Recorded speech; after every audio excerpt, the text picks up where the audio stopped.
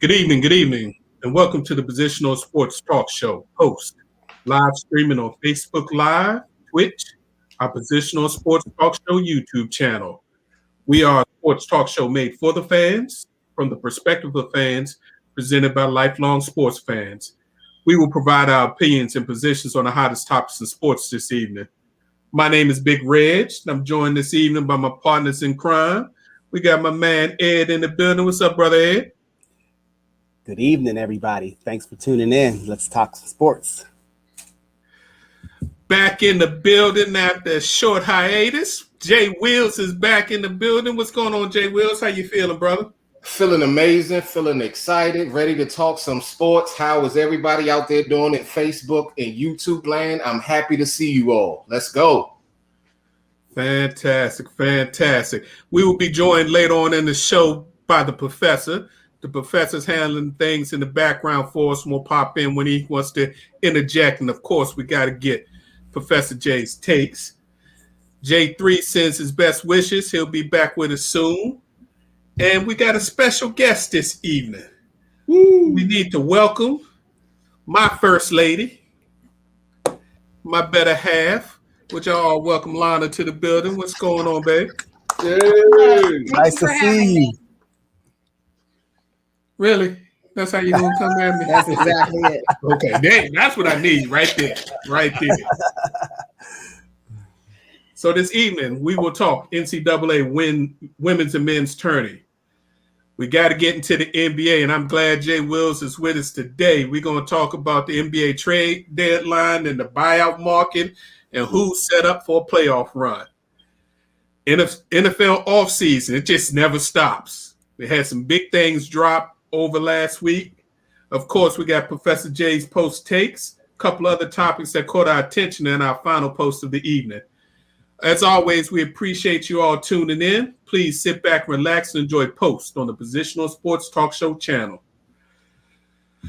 So, tourney. I don't know about y'all, but we're going to start with the ladies again. Ladies first. Man, the game yesterday between UConn and Baylor was good enough to be an NCAA final. That was tremendous basketball. And for whoever who didn't check it out, you missed a treat. You had two of the best programs in the nation. You had Baylor, who is technically was the defending national champion because they won the championship in 2019. There was no 2020 champion against the dominant UConn team, who with Gino Auriemma is going for their 12th national championship. But before we get into that game, Jews have to give UConn a little credit. They bounced out number 5 Iowa 92-72 in the Sweet 16. Nice, easy win. Team victory. Baylor had a little more of a tussle when they had to go to overtime to beat number 6 Michigan in their Sweet 16 matchup. But the game yesterday was phenomenal. And did y'all see Paige Beckers? Can I say something about her? Absolutely.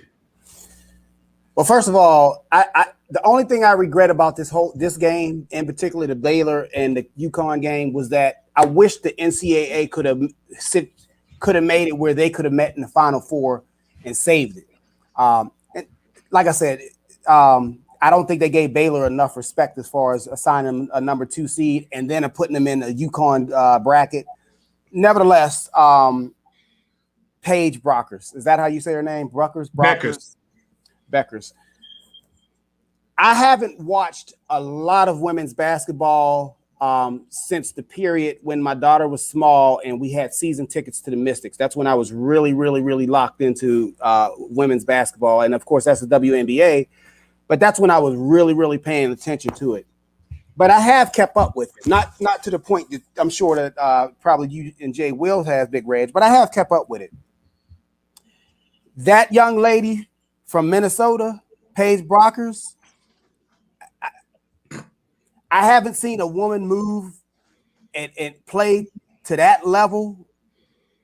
She has the whole package as an 18, I guess I want to guess she's 18 or 19. She's a freshman, true freshman. But I have never seen her. She had everything going. She showed an outside game yesterday. Then she was showing the ability to do a mid-range. She had a mid-range game. Then she had an ability to go to the basket, to the hoop.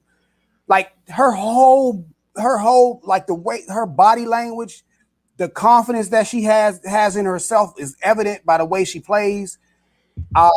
She's the truth, and I can't believe she's a true freshman. I just hope she doesn't get hurt because we're in for a treat for 4 years. She got mad swag. Yes, she do. She reminds me. She's the closest thing I've seen to Diana Taurasi in women's college basketball. With that air and that swag. She said before she arrived at UConn, her goal was to come play 4 years, win 4 national championships, and at least 2 players of the year, and then go to pro. So she got mad swag. So can you remember Diana when she was a freshman? Yeah. How do they stack up? As far as how do you see them too? If you want to do a quick comparison. The difference when Taurasi was a freshman, Sue Bird was on the team. Right. She had older players on the team that were already established. So she didn't have to be the alpha on the team. So she just fit in. And when they needed her, she did her thing. Even though UConn has juniors on this team, none of them are alphas. Yeah. That's the best way I can put it. So she brings that lead dog mentality to a team that's already got some mad players. Kristen Williams, who's a junior, who was the number 2 scorer, she was the number 1 player in the country when she signed 3 years ago. They don't have a senior on the team. That's amazing. So wow. Yeah, they have mad swag. So what y'all think about the final play? Because I'm sure if you didn't see the game, you had to see it on Sports Center and Fox Sports 1 and all over. Was it a foul? It was a foul, but the problem with that is that here's my philosophy when you start talking about, okay, this one play changed the game and is the reason we lost. It's never just one play. It's an accumulation of plays that lose a game. So yeah, it was a foul, but I mean, usually here's the thing. If it goes against you, you're going to say it was a foul and it's an injustice. If it goes for you, you're going to be like, well, that's just playoff basketball. I know this is the tournament. They don't call it the playoffs, but that's what it is. We're in a playoff situation right now.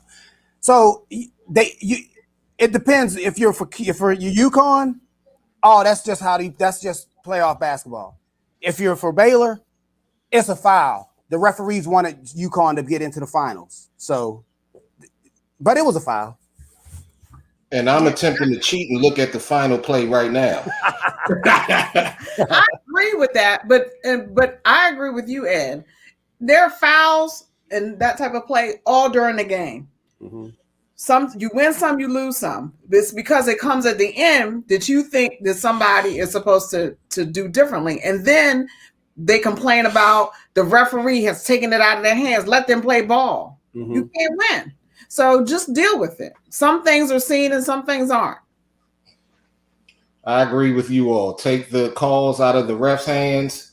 Beat these guys by 4, 6, 8, 10 points. Do what you need to do, because if you leave it up to man's judgment, human's judgment, they may not always get it right. It's just a natural part of life. So you're right. Absolutely do what you need to do while you have the time. I agree. Yeah, I think that game turned when their point guard, D.D. Richards, came up with a hamstring injury. UConn immediately went on a 17-0 run as soon as she left the game, and that was the difference in the game. But, hey, like y'all said, if you leave it to the end, to the last shot, and you're looking to get bailed out by the refs, it ain't always going to work your favor. So that's for sure. But that's a great game, and that gives UConn, can y'all believe it, 13 Final Fours in a row. That's ridiculous. let's talk about the night game last night. Hey, Yeah, number 3. Big Reg, can I say this again? Because what you just said was weighing on me. You said it was 13 straight for UConn, right? Yes. And we already know the elephant in the room, because if this was say, let's pick a team out of the clear blue, Virginia. If this was men's Virginia basketball or any men's basketball program that accomplished that much with that type of streak, I mean, Gino couldn't. I mean, he wouldn't. Well, I'm sure he doesn't have to pay for a meal in Connecticut anyway. But I mean, he wouldn't necessarily have to pay for a meal in the country. I mean, women's basketball, UConn is synonymous.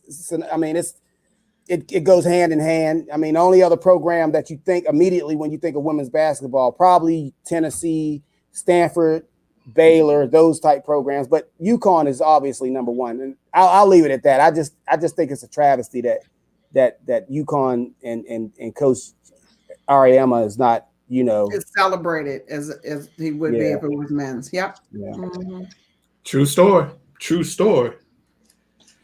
So in the nightcap, we had number 3 Arizona take out number 2 Texas A&M, and it wasn't that close. The final score was 74-59. I'm sorry, that was in the Sweet 16, 74-59. And then they took out number 14 Indiana in the Elite 8, 66-53. What's great about the Arizona women's basketball team, they're led by a former star who's now the coach, Adia Barnes, former WNBA player. After she retired, got into coaching, came back to her alma mater, and has turned around her program, taking Arizona to their first Final Four ever in women's basketball history for the program. So it's just real nice to see her do her thing. She won a WNBA title in Seattle before she retired her last year playing. So they're doing mad work. And they have a player, Aria McDonald, who's the Pac-12 Player of the Year. She dropped 31 in the Sweet 16 game and then gave 33 in the Elite 8. Ooh. Balling. And last year, she was the Pac-12 Defensive Player of the Year, plus first team all Pac-12. So she do it on both ends. So she need to go to the NBA. Show them boys how to do it. And I didn't think Arizona was that good, because when they beat A&M, I thought A&M was sliding. I thought they was lucky to be in the Sweet 16 anyway. And so when they got throttled by Arizona, I was like, well, I mean, okay, they was kind of living on a prayer. I mean, they was kind of squeaking by anyway. But I mean, I guess they followed it up. I guess Arizona, like I said, I didn't realize they were as good as they were. I guess they must have finished second to runner up to Stanford in the Pac-12. I think this year they may have been third in the Pac-12 division.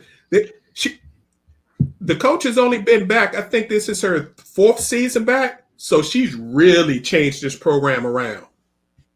Yeah, I didn't realize they were that and good. Really doing an amazing job. If you can inspire a kid to want to go out and play amazing defense, but not only that, give it all on the offensive end as well, that means the kids are enjoying the culture that you have created. They feel motivated. They feel excited. They feel free. And that's how you get this type of top flight basketball this young lady is playing. So I'm excited to see what Adia Barnes and the rest of the Arizona women's basketball team is going to do in the future. Tonight, we got 2 big matchups in the women's to finish the Elite 8. We got number 6 Texas, and they knocked off my national championship pick, University of Maryland, 64-61 in the Sweet 16.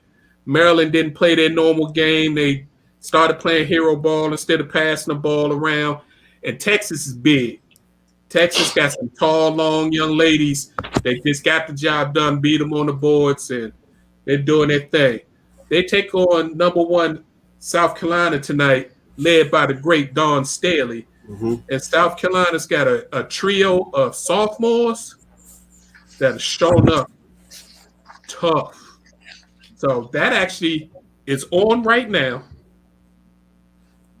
with South Carolina's currently up 14-4 early in the transition. So that will be followed by Stanford, who is the overall number one seed in the women's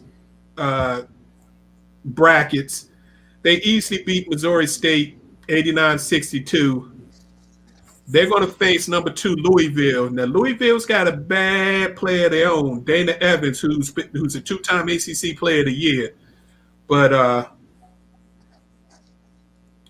don't know if Louisville got enough for Stanford. Stanford just got like 8 or 9 young ladies from 5'10" to 6'5". They just keep coming at you. So should be some good basketball tonight. Any predictions? Well, the South Carolina game is already won. And so, I mean, it is. Let's be honest. I mean, let's be honest. If Maryland didn't get through, I mean, I couldn't see. Come on, man. Texas, yeah, they can't handle. They can't handle. Texas they don't have a shot against South Carolina. And then Stanford, and I'll take Stanford. I can't predict. I don't like that Maryland loss, so yeah, I'm gonna go with South Carolina. Well, that will give us 3 number ones and the number 3 in the Final Four. Should be some good games. The men's.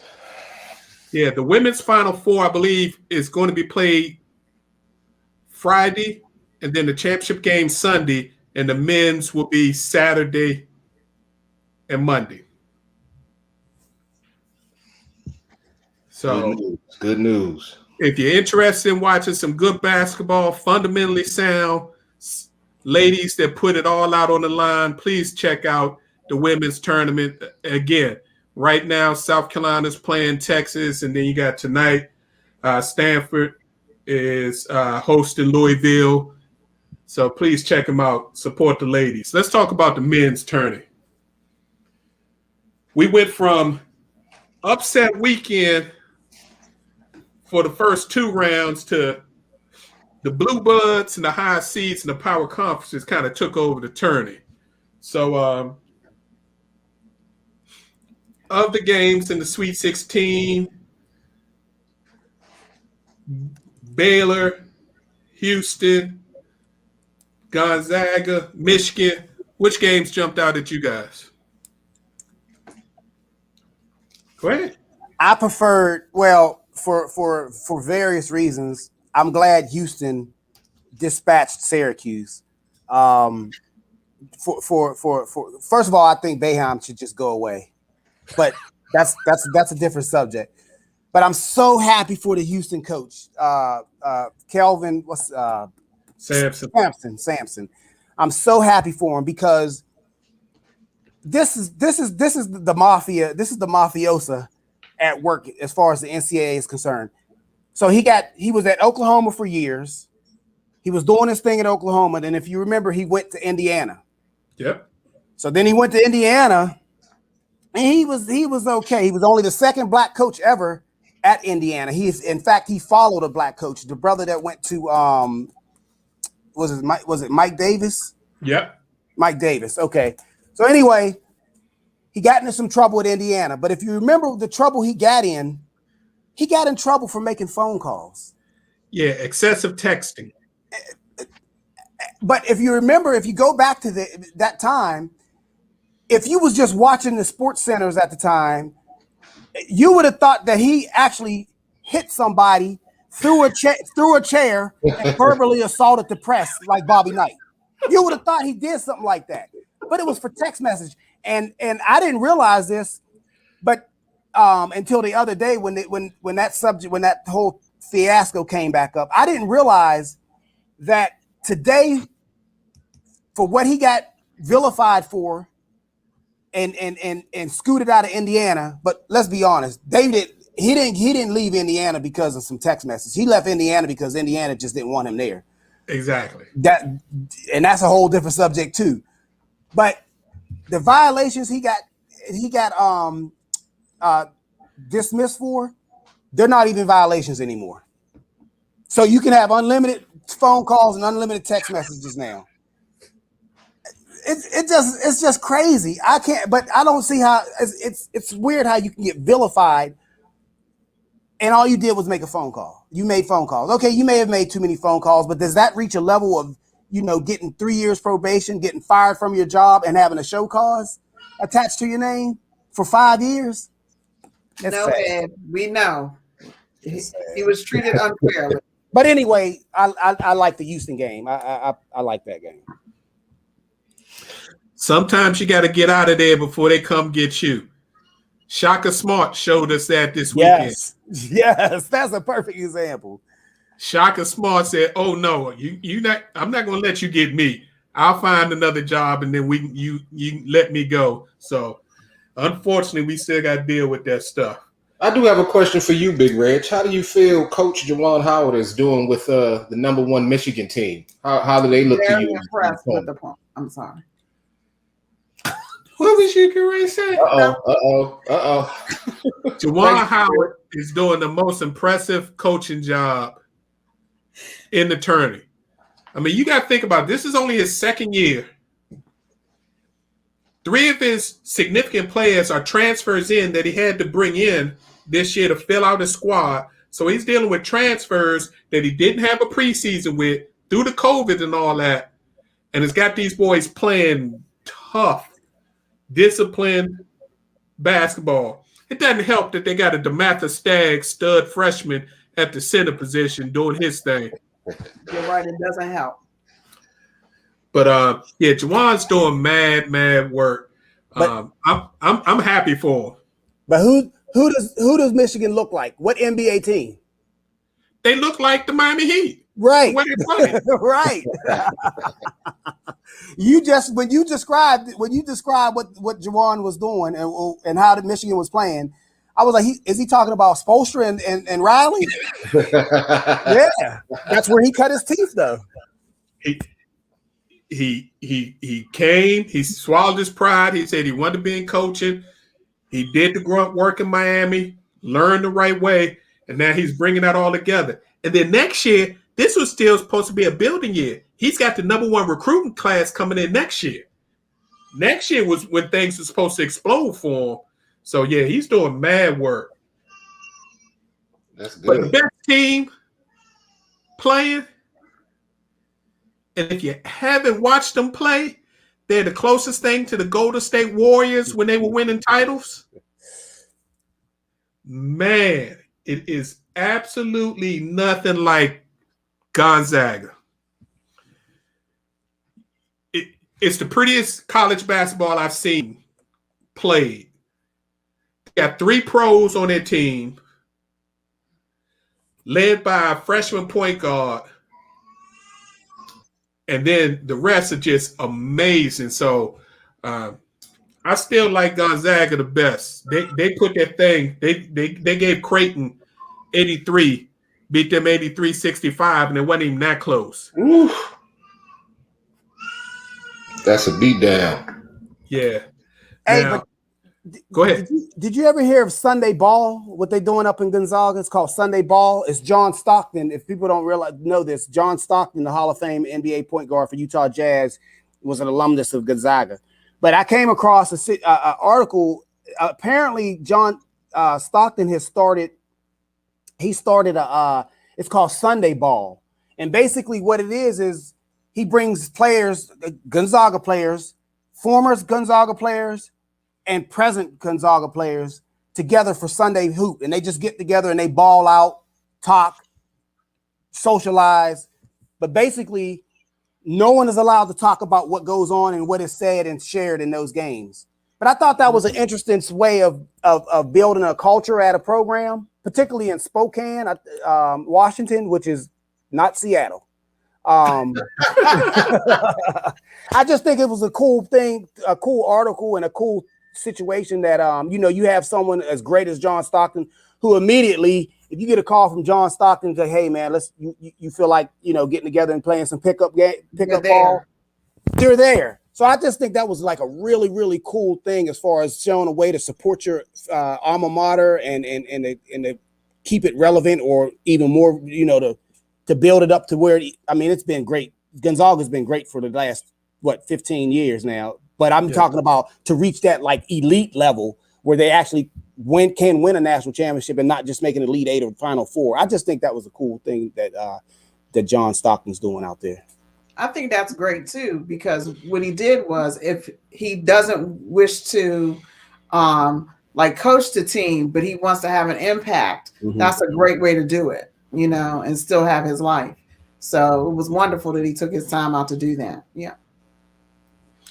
I mean, people would still don't believe that John Stockton is an all-time assist leader in NBA. You see people like, nah, he wasn't no NBA player. He played 20 years in the league.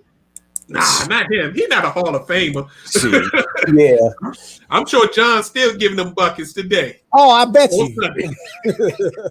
It's a hard-nosed point guard for you right there. Mm-hmm. Coached by a hard-nosed coach. Yeah.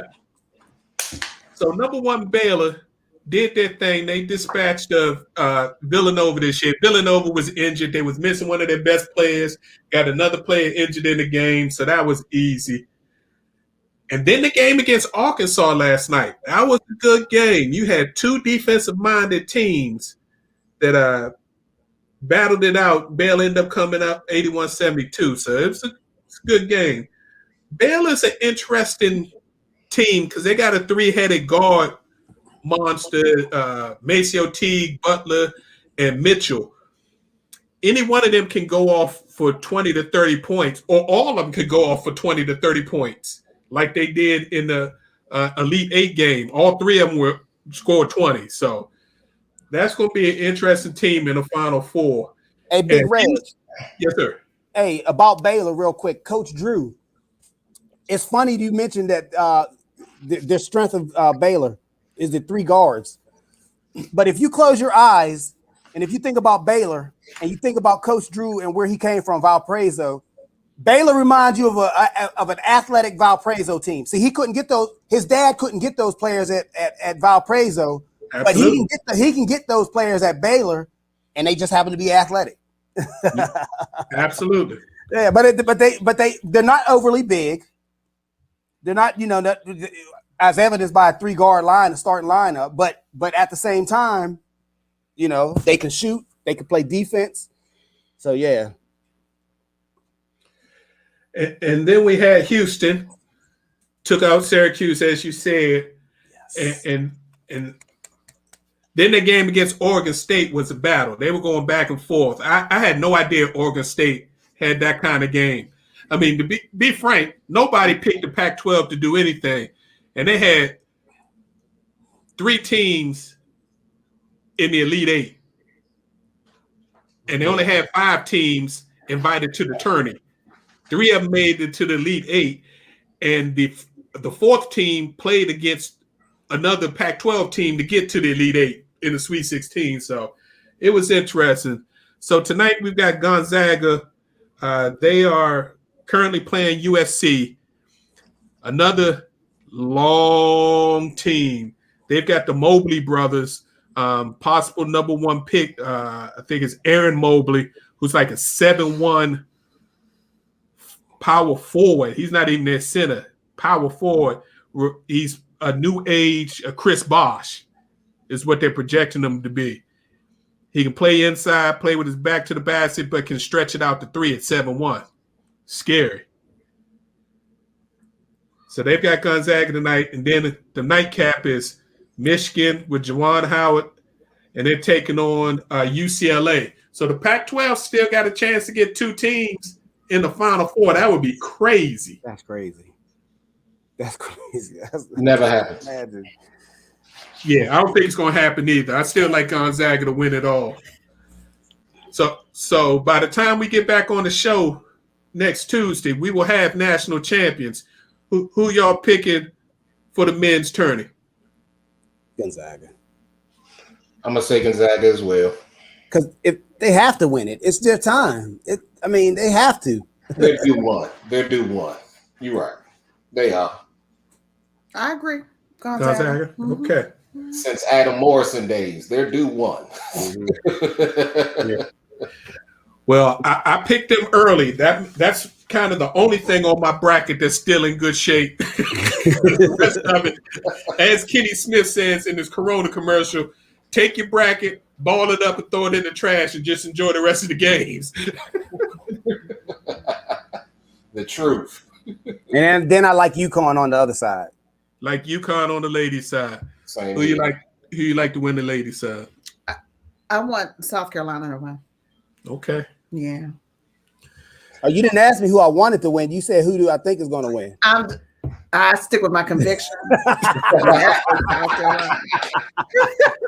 Go ahead, Lana. She's saying firm. I don't blame you. Yeah, since my Lady Terps on in, and that was my pick. I think UConn's hardest game was played against Baylor.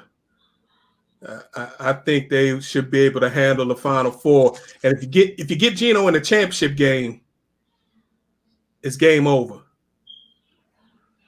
He's never lost a championship game. That's crazy. You gotta beat him in the semifinals because he's 11-0 in championship games. That sounds like Tiger when he got the red shirt in the lead on Sunday. Absolutely. Absolutely. So the professor said he's always had South Carolina. So, I mean, that'd be a great matchup. South Carolina, UConn in the finals. I would love to see that as well. While we're on the round ball, we got to switch over to the NBA. Oh. Nets. What? I guess KD said it worked once in Golden State. Why not do it again? We just gonna try to buy us a championship. I mean, he already hooked up with his boy, Kyrie. Right. Then they recruited James over the summer. Because y'all know they all worked out together in California over the summer. Absolutely. And told him to act a fool in Houston so they can get him to Brooklyn. And now you add in the Kia jumper and Mr. 18-footer. I mean, can you make it make sense, Jay Wills? I can't. I've been trying to. I've been walking outside with my socks off in the grass, trying to reconnect with nature. I took a drive with all the windows down, no music on. I can't seem to understand why in the world you would need this firepower. Now, Steve Nash said something that's very true. He didn't do anything illegal. These players were either made available, bought out, so they weren't even expensive really to get due to them being in bad situations, not necessarily bad players. I think Blake is 32, Lamar may be 33, so they're not at the top of the spectrum yet, but they're getting there. They're very serviceable individuals, and I think when able to play because Blake is a little tender. Yes. I saw Blake catch an alley-oop, and he looked fresh. He looked like he hung in the air for a little while. He played a curbside order while he was. They might need pillows at the bottom for him. Yeah, but that's true. I'm getting ready to alienate half our audience. Let's just keep it real. He in New York now. I mean, he in New York. I mean, he's not in Detroit. I mean, they don't make kids in Detroit anyway. I mean, it's just a different vibe now, Absolutely, 100% correct. You feel better. Yeah, you walk outside. You can go to the Gucci store. Yeah.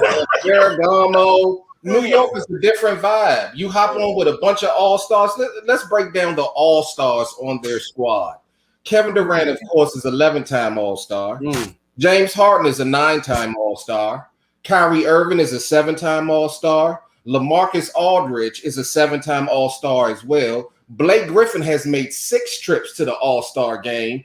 And even though DeAndre Jordan has been there at least once, and it's probably why he was alongside Blake and CP when they was over there in Lob City.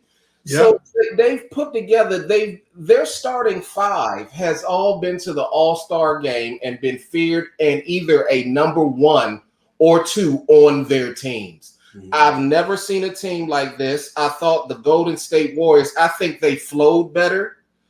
But as far as sheer star power, these guys are stacked. Now, when you put together a team like this, now maybe it's just me, you must win.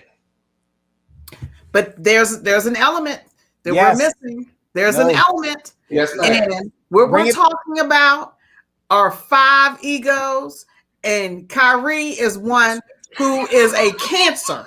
Okay. Boom. Yeah. Right. So the question is, I'm hoping that Kevin, seat pleasant Maryland boy that he is, had thought about it and had a conversation with Kyrie. And, as they were making this happen, because, he needs buy-in, he's got to contribute. So I'm hoping that they went to him to say, here's what's available and this is what we're going to do. Won't you be happy to have these people to throw to so that it doesn't have to weigh on your shoulders, Kyrie? Mm-hmm. And that's my issue. Like, I think that the people that they brought in they're in it for the ring, and they know that's why they're there. Money is not an issue. They put their ego aside. The question is, can Kyrie put his aside?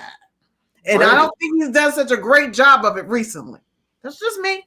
I mean, he did have to take, the 3-day holiday for personal reasons on his birthday weekend. Do you understand? It was his birthday weekend. We don't know what those personal. I hope everything's well in his family. His contract. Hey, he get paid regardless. But I think they've got so much firepower now. They can do without him. And Harden has taken control of that team. Yes, he has. That they can say, as long as they get KD back, they get Kyrie to, hey. I completely agree. Well, Kyrie's the coach. He said it. So all he got to do is stay on the sideline anyway and just stay out of the way. But he doesn't have the temperament, though. That's the issue. Like that's a level of maturity that I don't. He says these things because that strokes his ego for the moment. But I'm not certain that he has the maturity level to let this flow to his own benefit. I mean, because he's going to benefit greatly from this. Well, let me ask everybody this question. Do you think that Kyrie, there's so many alphas on that team, like there's so many stars in their own right, no matter how you look at it, they're stars. Do you think that the pressure of disappointing the other 5, if you want to add DeAndre Jordan, do you think the pressure of disappointing them and a star head coach, although no experience, is enough to get him in line? Because Kyrie is that dude, like you mentioned, Lana. Kyrie is he not regular. Kyrie, I think I completely agree with you. I think with those guys there, specifically a LaMarcus Aldridge and a Blake Griffin, these are seasoned vets. KD and James Harden been in the league a while. They have just as much, except for, KD has the championships. Harden doesn't, but he has the stats that Kyrie doesn't, since he was leading Houston. He put up ridiculous numbers. I do believe he can be a cancer, or he can definitely bring some issues to the team, but I think there's enough veterans there that could keep Kyrie humble. If I do this, I can give him credit for this. While in Cleveland with LeBron, maybe y'all did bump heads. It didn't stop y'all from getting to the championship every year. You went to the last round. So I believe he can stay in line and do what's necessary now, where there's not a struggle with who's running the point, because James was so much better at it that he had to give over the keys to him. So it may actually free up with this type of team. I think it actually frees up Kyrie, like being with Golden State freed up KD. You don't have to do as much. You can just sizzle when we need it. After that, cut the heat off. You can fall back and relax, come back in and sizzle. Now, the thing is, does he want to be the star that wins? That's the concern. Will he have? That was KD's problem. Remember, KD, they were winning championships, and KD was there. But what was KD's problem? His ego. Yeah. That was his ego. And so I think that they can do very well. I think that maybe KD has learned that I think he wanted to be the one who put together that team. Mm-hmm. He wanted to be the mastermind because he watched LeBron get credit for putting together a team. So he's checking that box for himself. And I think he's massaging Kyrie. And also because it's not a whole season, we're talking about the second half of the season. So perhaps maybe they can get it to go and make a championship run, but they better do it now because it's not going to happen next year. It just won't. He won't be able to last the whole year with those people and those personalities, even though they're there for that period. I mean, they're there for the championship. I agree with you. That's my opinion. I agree. So with all those moves, can anybody in the East compete with them to keep them from the finals? I mean, Milwaukee picked up Oladipo, which seems like a good pickup, gives them some more firepower. Yeah, the 76ers pick up George Hill, gave them a veteran point guard. If they get the big fella back healthy. But, I mean, let's be real. If KD comes back, can any of them even do anything with Brooklyn to keep them out of the finals? Not if Brooklyn plays a little bit of defense. Right. A little bit. They don't have to play a lot because they're not going to play a lot, but a little bit of defense. And see, with them bringing in who they brought in, you got enough bodies to throw at Giannis now and still have a nice guy in the background. Imagine freeing up DeAndre Jordan to use all 6 of his fouls because you got LaMarcus Aldridge back there, or vice versa, or Blake Griffin to hold you down if necessary. So I like the Heat. I like their attitude. I like their aggressiveness. I think Oladipo will come in with an attitude and match their aggressiveness as well. I think he'll fit into that culture. Is it enough to knock down over 30 plus all-star appearances? I don't think so. George Hill is a solid guard, strong. He averages anywhere between 10 to 12 points during the year. Same thing during the playoffs. He doesn't necessarily move the needle per se, but what he does is he shores you up. He gives you a solid guard. He can hit the open shot. He can play a little defense. He's the type of guy that gets passed around because he's efficient. He doesn't lose the ball. He doesn't cause bad plays. So it's always a great thing to pick up a George Hill before the playoffs.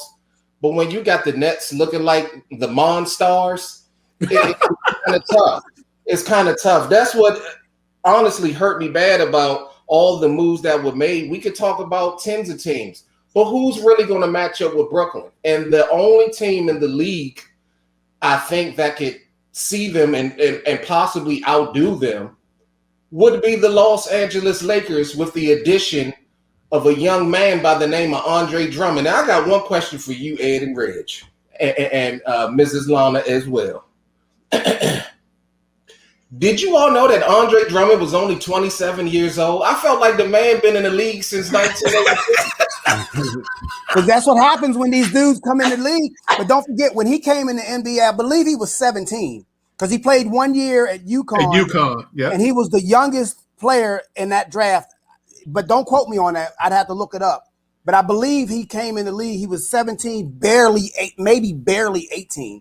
But that's what happens when, these kids come in for one and dones. You look up and now 10 years in the league, beard's starting to get gray, whatever. Yeah. Been on a couple teams getting buyouts.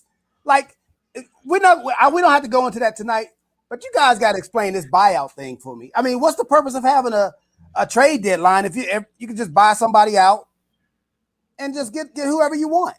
It's real easy. The teams try to trade the players, and the other teams like, Oh, you signed them to that crazy contract. Andre Drummond was owed the remainder of $28.5 million this year. That seems like a bargain, though. Million. Huh? That seems like a bargain in NBA money. 28 mil. They ain't got no money. Detroit ain't had no money though. And who gonna watch a game in Detroit? And see, I already said something bad about Detroit. I can't say nothing else bad about the city. See, Andre Drummond, unfortunately, his style of play has become an acquired taste. Yes. He's totally serviceable. He's going to go out in LA and blend well with those guys. Detroit is trying to get younger and faster. Andre is a old school 4. No, not Detroit, Cleveland. I'm sorry. I'm fine. He was originally drafted by Detroit, then went to Cleveland. You're right. But he's an old school 4. You're not going to catch him floating too often by the 3-point line, trying to cross somebody up, throwing jelly on the layup. I'm here to grab literally 15 to 20 rebounds. I'm here to score 18 to 25 points. And I'm here to get 3 to 5 blocks if I can. He's going to stay down low. He's going to actually be able to free. With a guy like that who doesn't mind doing the dirty work, I actually free up AD to be a shooter. Now and watch AD get healthy all of a sudden. Yeah, and then AD doesn't have to bang inside with the big bodies. Because he can take AD is built to take his man off the dribble. He can go into a spin move to a 2-step fadeaway. He can be slight with the feet when he's in rhythm. So I think that frees them up a bit. So LA looks good. The Lakers look good. What the Clippers did surprise me. I understand the move. They traded for Rondo. They now have Rondo with the Clippers. I think he will be in a great addition come playoff time during crunch time. Is Paul George still on the team? Playoff P, as he's affectionately known at certain times throughout the year. I won't say when. Playoff. He's definitely still on the team. Lou Williams is no longer on the team. In order to get Rajon Rondo, they had to send Lou Williams to Atlanta. Now, Lou Williams is back home. He's free to get as many lemon pepper, honey bourbon wings. Man, the strip clubs had a party when they heard Lou was coming back home. What was wrong? But the I don't know why you mentioned. I don't know if he was going there, Big Red, as far as Paul George, and it wouldn't make a difference. But I think that Rondo, once he takes control of that ball, and he has enough stature and like that dog about him. Yeah. Paul George won't even say nothing to him. No. He don't want to deal with him off the court. No. He won't say. He'll just fall in line. And Rondo he's a game manager. Yeah, absolutely. Kyrie's going to love him. He's going to feel like he's in San Antonio again with a guy as smart, consistent, as disciplined as a gentleman like Rajon Rondo is. I believe he's going to lift them up a level. I can see them clipping the Lakers maybe a game or two with a guy like Rondo who knows to slow down possessions, keep that ball out of LeBron's hands. In fact, him actually playing for the Lakers and understanding how the offense works could greatly benefit them if they happen to run into one another in the semifinals. So it's looking excellent. I'm excited about how this is going to break down, but I do believe that it's going to be the Los Angeles Lakers versus the Brooklyn Nets. Yeah, if the Lakers can get healthy, LeBron comes back healthy, and then get AD back on the court, the Lakers going to be a problem. Just a little side note, I think they will come out the West if they're healthy. I did like what the Denver Nuggets did, though. Yes. Picking up Aaron Gordon and JaVale McGee. They brought some size in, and they brought some guys who know how. We can clown JaVale all we want. JaVale got 3 rings. I ain't saying nothing bad about him. He can block JaVale shots. Got 3 rings. He went to Golden State, learned how to win, and did the same thing with the Lakers. The Lakers shouldn't have let him leave, but that's another subject. But Aaron Gordon finally gets to a winning situation. with his athleticism, and he's willing to be the background guy. Yeah, so the West is going to be real interesting, especially depending on how late the Lakers will drop if LeBron is actually going to miss another 3 weeks. But if the Lakers don't get healthy, Denver coming out of the West. I'll say it now. If they don't get healthy, Denver's coming out of the West. LeBron is definitely going to be healthy. I think he's just buying himself some time. AD is who I worry about. But Professor Ed, Lord have mercy. Ed, I wanted to give you some kudos. At the beginning of the NBA season, you asked if the loss of JaVale McGee and Dwight Howard would affect him. At that time, I thought Marc Gasol would be a great replacement. He didn't actually pan out, and that's actually the reason why they had to run down and get Drummond, as well as trying to find other bigs. So, Ed, that was an excellent question at the beginning of the season. I didn't think things would kind of go as bad as they did with the combination of Gasol and Harrell. Harrell is still solid, but Gasol is definitely not stepping up and playing like I thought he would. So, Ed, you was right from the get-go. Well, the problem with Harrell is he's a six man. He give you 10 to 15 to 20, maybe 20 minutes. But when he starts playing starter minutes, that's not his game. He didn't win 6 man of the year like that. He came in, he's the energy dude, give you 5, give you 6 minutes, he's back on the bench. Come back, give you 5, give you 2 minutes, 3 minutes, then he's back on the bench. But when you start relying on him as much as the Lakers have been lately, it's not a recipe for success. Wise words. Good point. Well, we will continue to keep you updated on what's going on in the NBA. Teams are starting to get a little more serious now. I think we got about a little more than a month before the playoffs get started, and then we're going to get going. So we got to talk about the biggest sports element here in the U.S., the NFL. The NFL went from, we used to have a season. Then once the season, we quiet down a little bit. The NFL has become 24/7 these days now. I mean, they trading players like it's the NBA now. Mm-hmm. They getting rid of people. They just announced today that we knew it was coming. 17 games starting 2021. I like it. Wow. More money, all the new contracts that they recently signed for all the different streaming services and the ABC and the CBS and the NBC, which is going to make the salary cap skyrocket very soon. And that doesn't even take an effect once the nation gets gambling throughout the country. NFL is going to be just crazy things going on. Hey, Big Reg, I want you guys to? Well, this is being recorded, so it'll be in record. No star will play 17 games. Oh yeah, completely. I promise you. No star will play 17 games because the chatter that Kamara was saying, and he's not alone, but he they just put a mic in front of him, so it came out.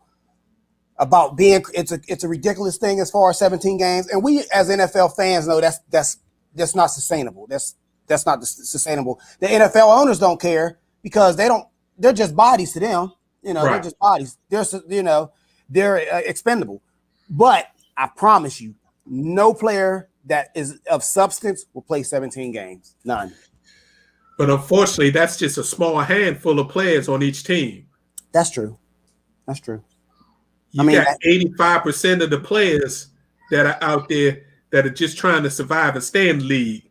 And those are the ones that's going to go from an average NFL career of 2.5 to 3.5 years to 1.5 to 2.5. You're going to get a lot of those players that just going to get churned. Right. And that's going to be the byproduct. The biggest group of players are going to see less money, even though the money's going to grow. The superstars are going to make more money, and they're going to be able to say, I'm not playing 17. You're absolutely right. Yeah. The other news, I mean, we are a sports news talk show, so we got to put it out there, and we won't spend much time on it. The Deshaun Watson thing is up to 19 civil suits. and they say there could be more. So it's just that's crazy. We spent enough time on that last week, but we will keep updating. I just hope that they can come to some resolution and don't drag this out to court. But I am predicting Deshaun Watson will be put on the commissioner's list before NFL camp start. I agree with that. I'm surprised he's not on there already.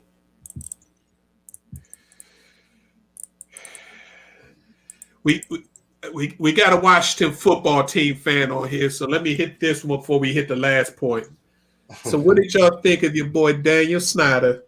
He got approval from the finance committee to be able to get a $450 million debt waiver. And what that basically means is when you're purchasing a team in the NFL, you got to have 50% of that money liquid coming out of your resources. They don't let you borrow more than 50% to purchase a team. So with this $450 million debt waiver, this will allow Daniel Snyder, if approved this week in the owners meeting, and that should happen tomorrow, he'll be able to buy up the 40.5% minority owners of Fred Smith, Dwight Scar, and Robert Rothman, which will end up leaving Snyder with 81% ownership in the team. And the other portion is owned by his mother and his sister. So basically, it would make the team totally family owned. So, all right, I messed up your day, huh, Jay Wills?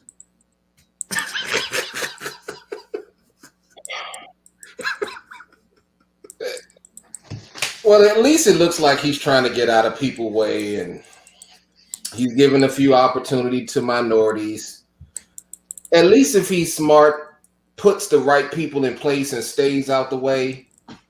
I just happen to know he's a blithering idiot. You know, some of the owners don't usually, say some of the things out their mouth or do some of the things that he has done. Some do.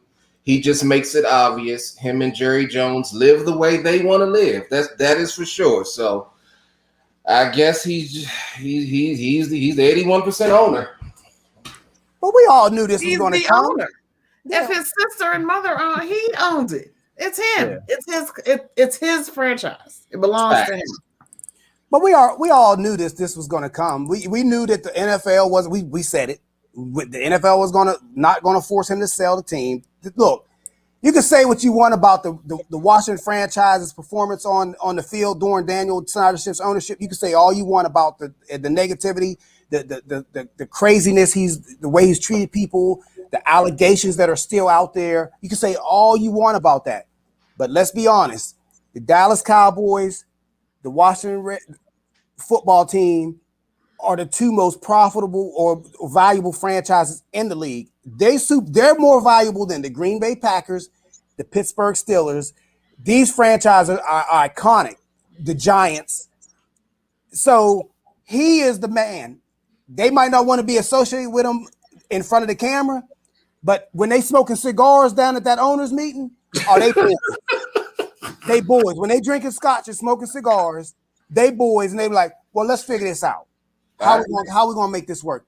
I agree. Right, let's do this. Yeah, because they all got dirt. The dirt just ain't come to the surface yet. I agree. That's exactly what I was thinking. He got pictures or something on somebody. Yeah.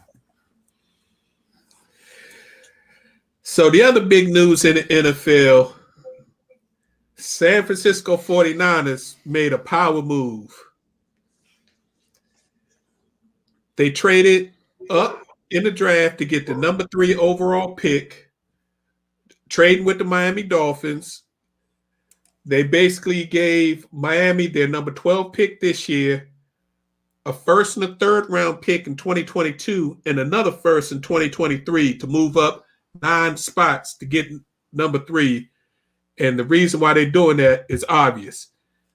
They're going to get themselves a quarterback to eventually replace the pretty boy, Garoppolo, who in the last 2 years has missed half of the games played and has never completed a full season.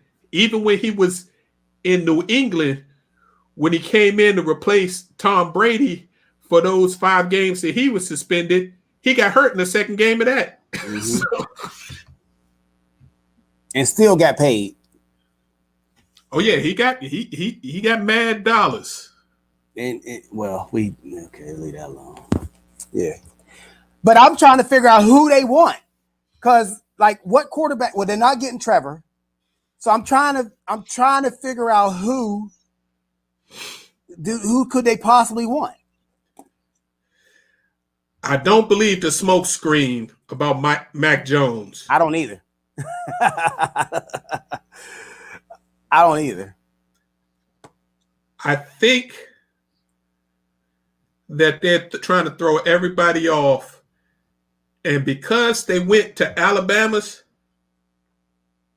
Pro Day today, when Ohio State was having theirs at the same time or an hour later, that makes me think that it's either going to be the Ohio State QB or the young fella from North Dakota State. Now, if they're going to keep Garoppolo for a full year and that's their plan, the QB from North Dakota State, I think, has the highest possible upside. He's only got a year starting under his belt, but in that year, he had 30 passing touchdowns, 30-plus passing touchdowns, only 2 interceptions, and he ran for another 12. He called his own line protections, and North Dakota runs a pro-style offense. So if they can sit him a la Patrick Mahomes for a year and let him learn that system, because everybody says the Shanahan system is very complicated, and then roll him out the following year and then trade Garoppolo, who still will have another year left on his contract? Well, everybody I'm looking at right now is either current or former Washington football team fans, right? So if that's the case, you've seen Kyle Shanahan up close. You've seen his offense, and you should know what quarterback out there, if you was picking, knowing how you know Kyle Shanahan, who had experience with RG3, by the way, who do you think fits the mold of what he wants in a quarterback, or what he expects a quarterback to be able to do or not do? I mean, which one? Because they kind of have similar games, except for Ohio State played in a very, very, very vanilla offense. I will say that. But athletic-wise, he does have a lot of RG3 in him as far as speed, and his arm strength. So he does have a lot of RG3 in him. So who's the pick? I think Trey Lance is more of a pocket passer who can run, more of a touch passer, where Justin Fields is a throwing quarterback, but he's just one of them big arm, strong cannon arm. I watched his pro day a little bit today, this afternoon, and he was breaking receivers' hands. Wow.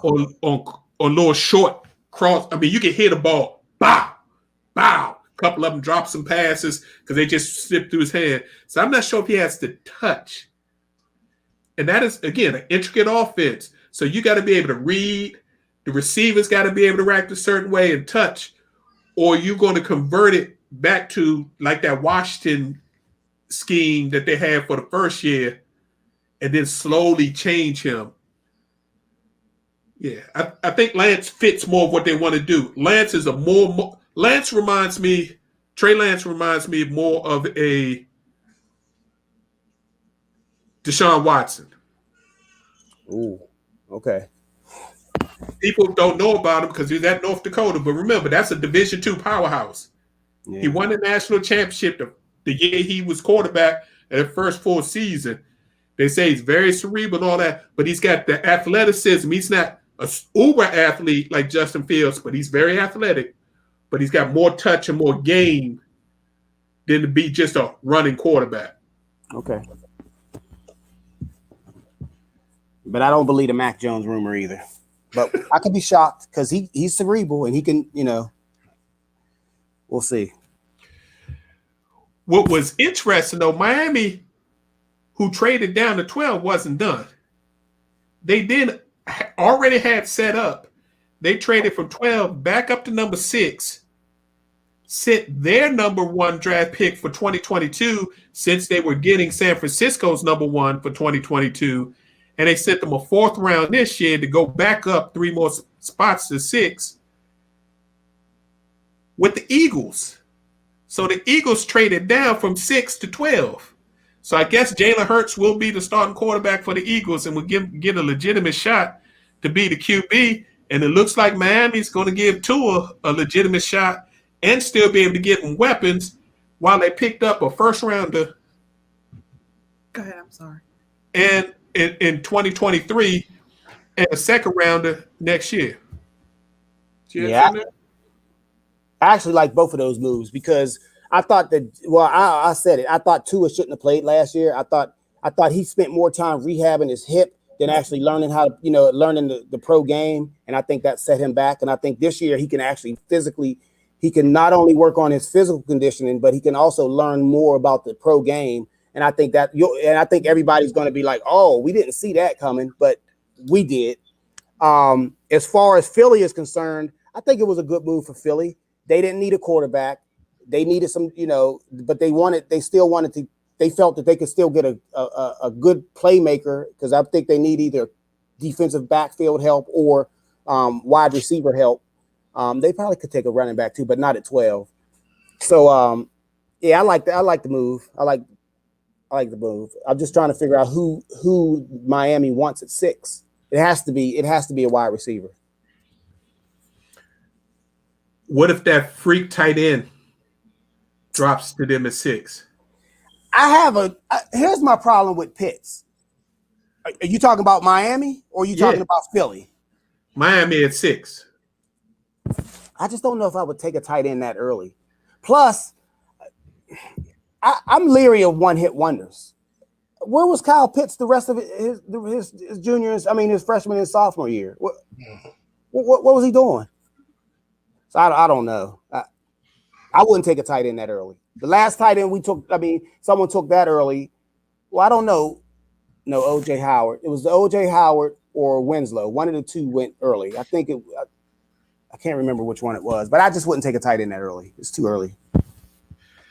Even if he could be their version of the tight end for San Francisco. Kittle, the tight end for Kansas City. No, because those tight ends block. Ooh. Pitts ain't blocking nobody. He's nothing but a tight. He's a big wide receiver. He's not. I mean, and that's you need those in the NFL. But I just no, he don't block nobody. Mm-mm. He's not Kelsey, and the two people you just mentioned weren't first round draft picks. I hear you. Gronk wasn't a first round draft pick. Who you think they're going to take, Jay Wills?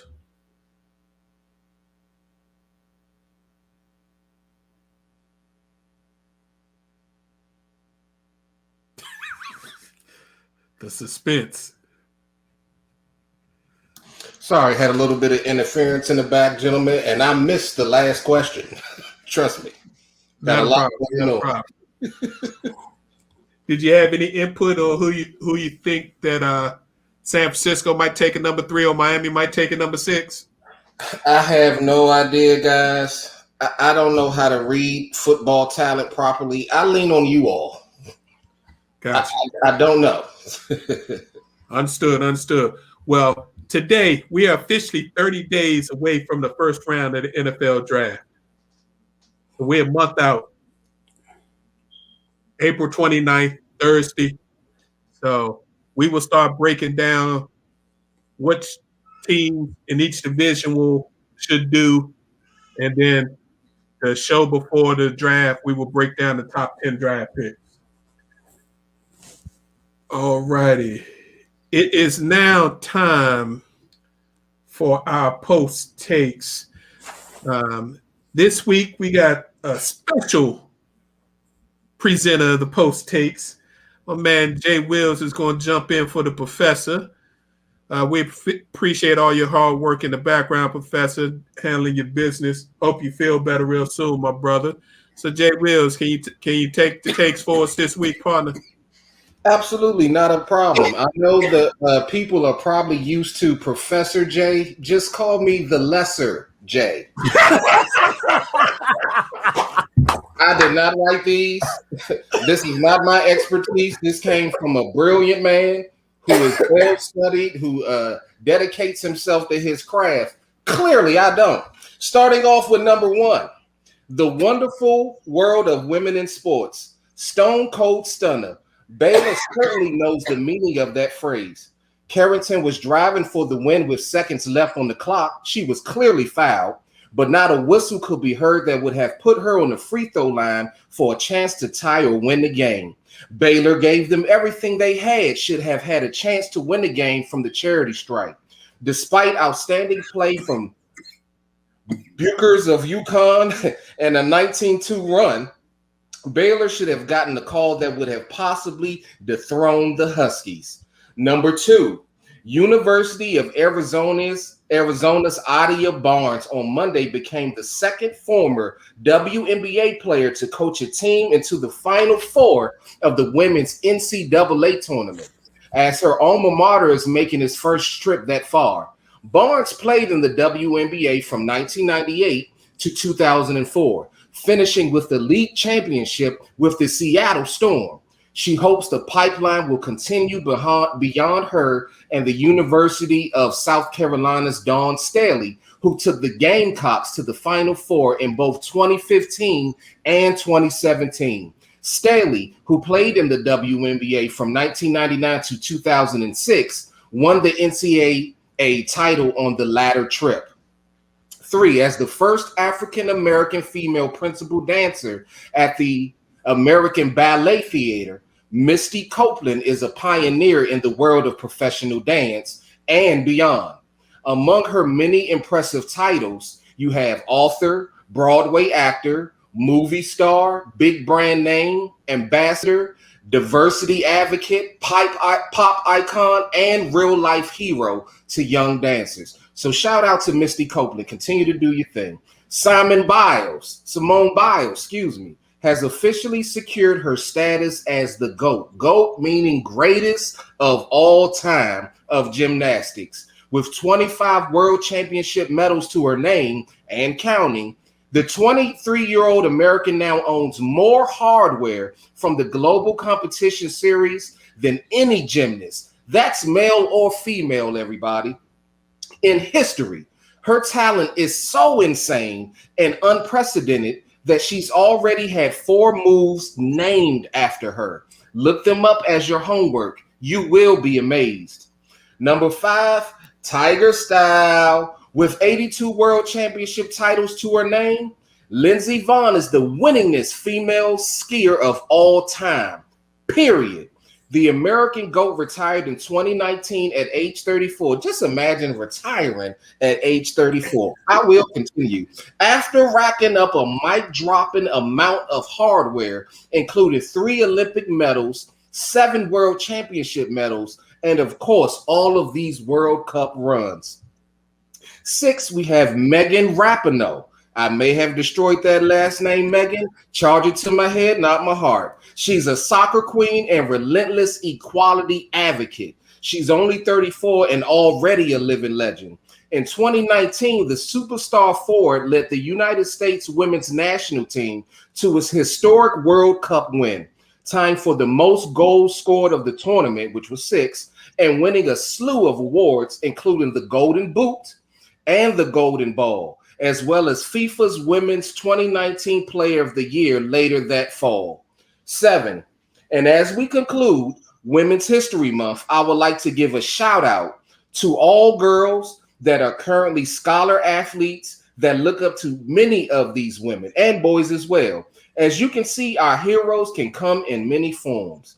I encourage all of you to keep pushing and striving for perfection and placing your mark on this world. A heartfelt thanks to all the women who inspire us all.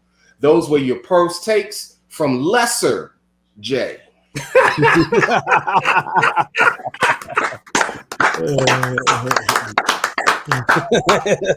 You the man, Jay Wills. You the man. You are the man. Jay, While you catch your breath a little bit. Professor would be proud of you. I tried. Absolutely. Matter of fact, he said, excellent, Jay Wills. Woo. Couple other items that caught our eye before we get out of here. Got to give a shout out to Mr. Francis Ngannou, UFC 260. Second round devastating knockout of Stipe Miocic, winning the UFC heavyweight title. And when I mean devastating, I thought not only did he knock the guy out, I also thought he blew the man's knee out because when he fell straight back with his knee still bent. It was rough. Also, Vincent Luque defeats Tyrone Woodley. Tyrone Woodley was the former welterweight champion. He beat him in the first round. Caught him with a couple of punches that a normal top flight fighter should not be able to really get hurt with, and then ended up losing by submission. It's time for Tyrone to, put the gloves down, go in the coach and keep commentating. When you can't take punches anymore, you can't stay in that game because you get hurt in the UFC. And last but not least, my man Sugar Shane O'Malley. And if you haven't seen this young fella fight, he's a young guy, crazy hair, always colors his hair.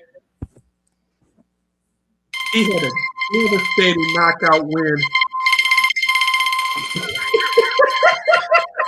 It's all good, Jay Wills.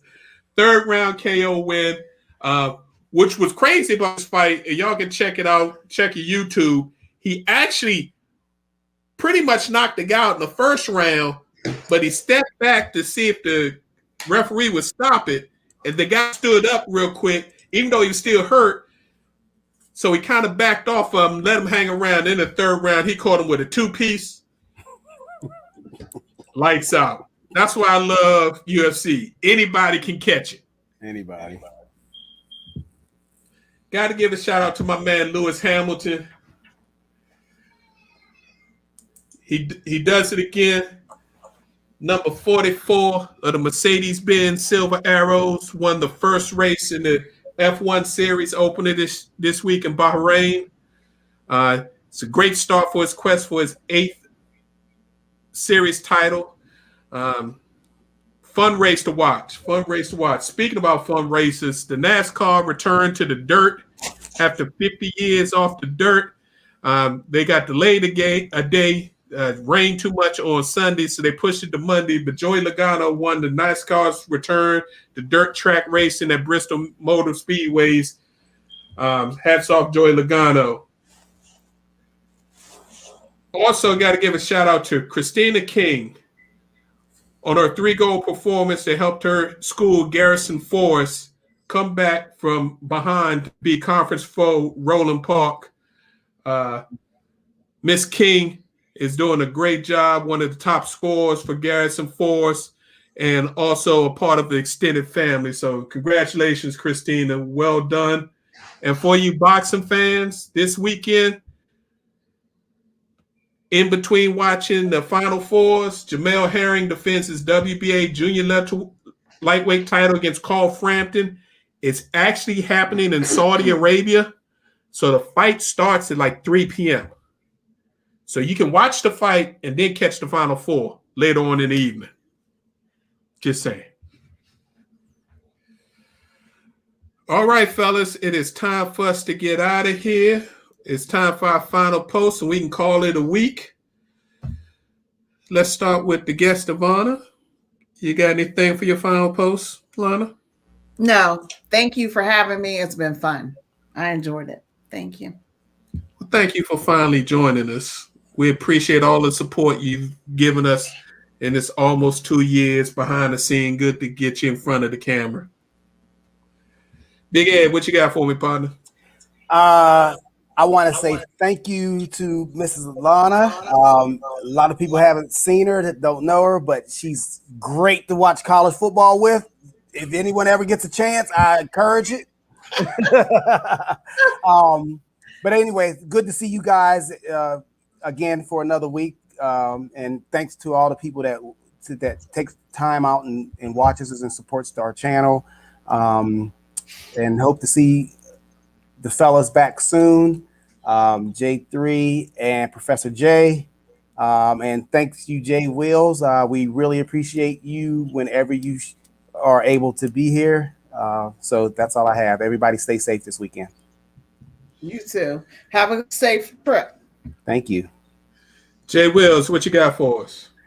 I just want to say thank you to Ed, you, Big Reg, to Professor J, and my man Somerville. I forgot his own. I forgot his on stage name. I apologize. The mayor.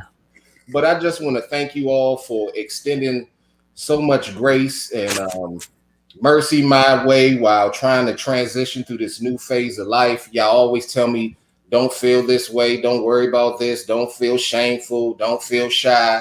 When you can do it, you can do it. When you can't, you can't. And you all have been there with advice on how to prepare for this, how to deal with that. So I just want to say thank you to the great Black men I have in my corner throughout this process. It's new, and I thank you all. I also want to give a shout out to Mrs. Lana. I wasn't expecting her to bring it like she did with Kyrie, but I thought she was about to dunk on me. She was on the fast break in her mind. She was like this. Let me know, Miss Lana, no. I thank you very much to Facebook and YouTube land. Thank you all as well for tuning in. We're nothing without you. Always remember that. Appreciate that, Jay Wills. And as I always say, bro, family first and foremost. We're not going anywhere. We're going to be here. Believe that. I'd like to give a shout out to the U.S. women's national soccer team. As they continue to battle they haven't asked for equal pay. They've asked for equitable pay with the U.S. Soccer Federation, and they're still in court battling this issue. And this is a great topic to end Women's Month with. You have the U.S. men's national team, who their under 23 squad, because now for the Olympics, the teams are 23 and under, did not qualify for the third Olympics in a row over the weekend. And yet the women's team won I believe it was a bronze medal in the last Olympics, won a gold medal in the Olympics before that, won a silver medal in the Olympics before that, have won the last two World Cup titles, sell out stadiums, not only here in the U.S. every time they play, but abroad. But yet they got to beg and plead to get equitable pay when they get more TV traffic, sell more tickets than the men's team. It's just ridiculous. So continue to fight, ladies. And for all you sports fans that listen to us each and every week, please consider, if you haven't taken the time, check out a women's sport. I don't care if it's soccer, basketball, whatever it is. Our ladies need the support. They need the encouragement, and they need the financial backing to help their sports grow. Just like the men's sports had decades and decades of people putting money in when they weren't making any money, so now that they're making all this money, the women need the same advantage. And being a girl's dad, even though my daughter doesn't play any sports, I really, really understand that. So keep doing what you're doing. I'll get off my soapbox from here. Again, we'd like to thank you all for tuning in and listening. We appreciate your time and the opportunity to share our positions on sports with you each and every week. We are here live each and every Tuesday, 7 p.m. But you can also check out our shows. If you can't catch us live, you can check out our Facebook page, Positions on Sports, our YouTube channel, Positions on Sports Talk Show. You can catch us, hit us up on Twitter, Positions on SPO1. And if you prefer to do it the podcast way, you can check out your favorite podcast avenue and search for Positionals on Sports Talk Show, and you can even catch us there. So we appreciate your time. We appreciate you each and every week. Thank you very much. We'll be here next Tuesday. We'll talk about the national champion men's and women's teams, and we get ready for the NFL draft. Yes, sir. Peace. Peace.